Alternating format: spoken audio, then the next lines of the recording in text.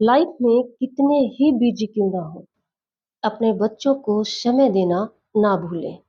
जीजे लोहान चैनल पर आपका स्वागत है। यूपी में यानी उत्तर प्रदेश में एक लड़की के साथ गैंगरेप हो गया और अचंभे की बात यह है, यानी हिला देने वाली कहूँ तो गलत नहीं होगा, कि लड़की ने ऐसी पेनफुल घटना को, ऐसे भयानक हादसे को अपने पेरेंट्स को नहीं बताया। देखो, सोचकर और सुनकर ही रोंगटे खड़े हो जाते हैं कि ये इतनी भयानक घटना और लड़की पेरेंट्स को ना बताए। कुछ तो रहा होगा, कुछ तो रीजन होगा कि ऐसी भयानक घटना लड़की अपने पेरेंट्स को नहीं बता पाई। और इसका खुलासा तब हुआ जब लड़की ने, देखो वैसे देखा जाए तो लड़की ने हार नहीं मानी। उन्होंने यूपीएससी की तैयारी करने की सोची। ये बहुत अच्छी बात है, ये प्लस पॉइंट था लड़की का। और जब वो यूपीएससी की तैयारी कर रही थी तो वहां पर एक टीचर को ये घटना के बारे में बताते हैं।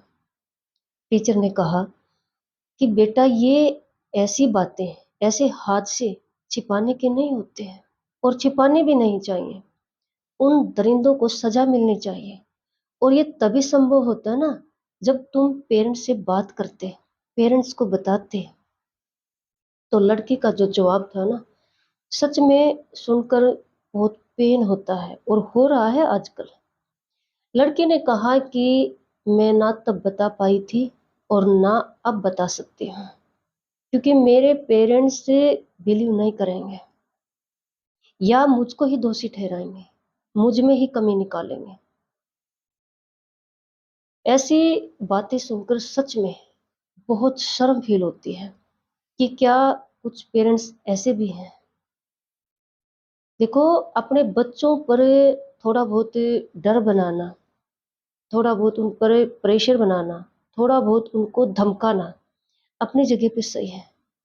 लेकिन घर का माहौल इस तरह का होना कि बेटी अपनी मन की बात ही ना कह सके, और पापा चलो बाहर रहते हैं ज्यादातर, या उनका काम बाहर का होता है, कम टाइम होता है, लेकिन मम्मी से भी ना कर सके।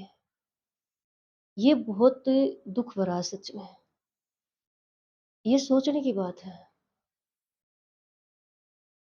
देखो, आगे उनके साथ क्या हुआ, किस तरह से उन्होंने सजा दिलवाई, ये अलग बात है। टीचर ने क्या किया, ये एक अलग मैटर हो गया। मैं सिर्फ इस टॉपिक पर बात करना चाहती हूँ कि घर में ऐसा माहौल नहीं होना चाहिए।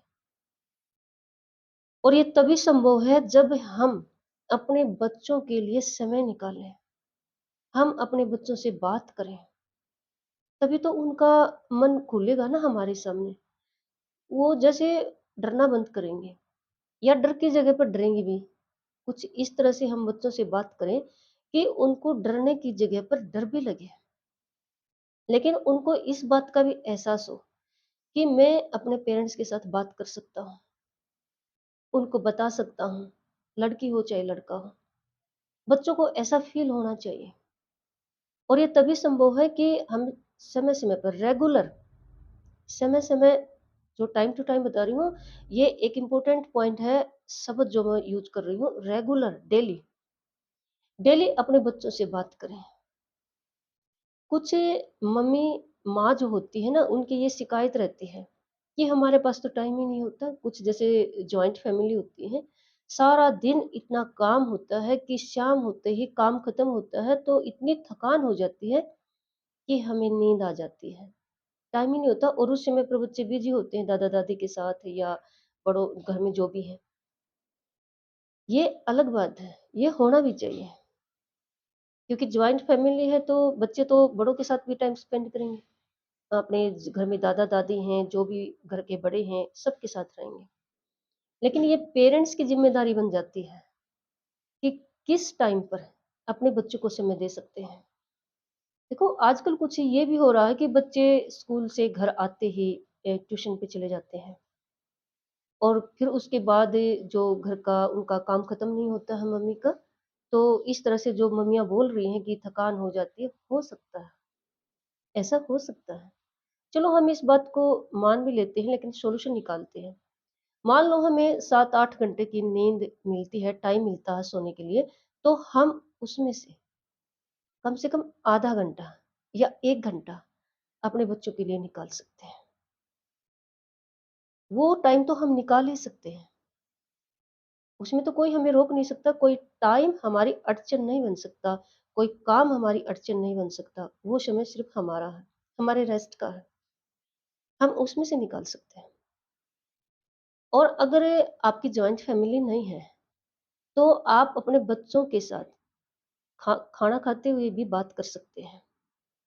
जब भी आप जिस भी टाइम का बच्चों शाम के समय तो सही है, क्योंकि दिन में तो हो सकता है बच्चे स्कूल हैं।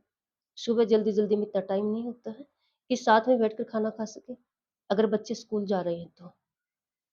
तो हम शाम के समय पे अपना रूटीन इस तरह का बना सकते हैं कि अपने बच्चों के साथ खाना खाएँ और उनसे इस तरह से बात कर सकते हैं डेली रूटीन की, यानी डेली दिनचर्या की। बच्चों की हैबिट बन जाती है फिर।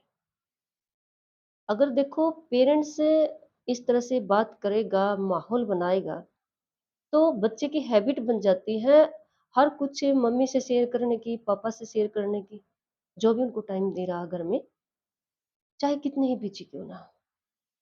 ये बहुत ज़्यादा ज़रूरी है। और अगर हम पैसे कमाने के पीछे इतने बिज़ी हैं कि अपने बच्चों को टाइम नहीं दे पा रहे हैं, तो सही बता रही हूँ, कोई फ़ायदा नहीं है उस पैसे का। क्योंकि अगर हम बच्चों को संस्कार ना दे सकें और बच्चों को ये फ़ील ना करवा सकें कि बच्चे कुछ भी बाहर ऐसा फ़ील करते हैं या ऐसा उनके साथ कुछ गलत होता है, बच्चे मम्मी से शेयर कर सकें, पापा से शेयर कर सकें। अगर बच्चों को हम ये एहसास नहीं करवा पाए, तो कोई फ़ायदा नहीं है उस पैसे का, क्योंकि सही तरीके से उसका यूज़ कौन करेगा? बच्चों में तो वो संस्कार, वो हिम्मत हम दे ही नहीं पाए, क्या फ़ायदा होगा फिर उस पैसे का? तो ज़रूरी है ये अपने बच्चों को टाइम दें। घटनाएँ ये नहीं कह रही हूँ कि इतनी बड़ी हो जाएँ कि जैसे यूपी में उस लड़की के साथ हुआ, लेकिन छोटी-छोटी बातें ही सही। अगर डेली रूटीन में बच्चा हमसे बात करेगा तो क्या हुआ उनके साथ आज? अगर उसको कुछ बात पिंच होती है बच्चों को, उनको कोई बात फ़ील होती है कि बाहर खेलते हैं, स्कूल में रहते हैं, तो वो घर आके आपको ज़रूर बताएँगे।